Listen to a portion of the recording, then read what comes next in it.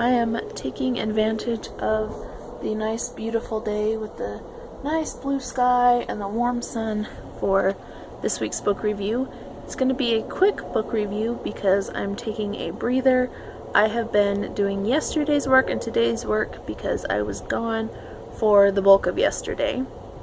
This week's book review is one that I read in high school, so I'm hopefully going to be able to do this review for you guys to the best of my abilities. I'm going to try.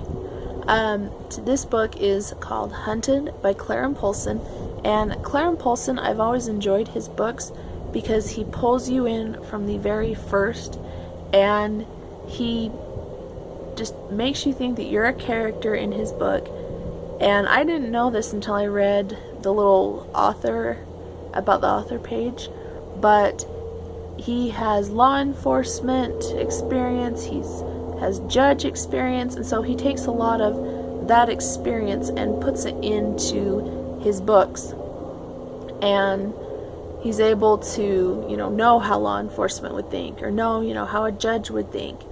And I think that really is a good element to have when you're writing, is to have experience in things. But this one is about a group of young adults who go on a hunting trip, and they bring someone with them who they really didn't want to bring with them, but he offered to pay expenses, and then something happens on the hunting trip, and there's some things that happen with a few of the characters that a lot of the book deals with these environmentalists, and there's some things that are, they're not really what. I got distracted by the neighbor going by. But a lot of this book is things aren't what they seem, and that's what a lot of his books are, the main character has been thinking one way, and then all of a sudden the whole world for them is changed in another way. But this was a fun read. I remember trying to be the one to solve it. I think it was the end of high school when I started my habit of reading the last chapter or two, and now this was before I did that, and so it was hard for me, I think, to try and figure out who the villain was in this story as I was reading the story and trying not to go and read the end of the book.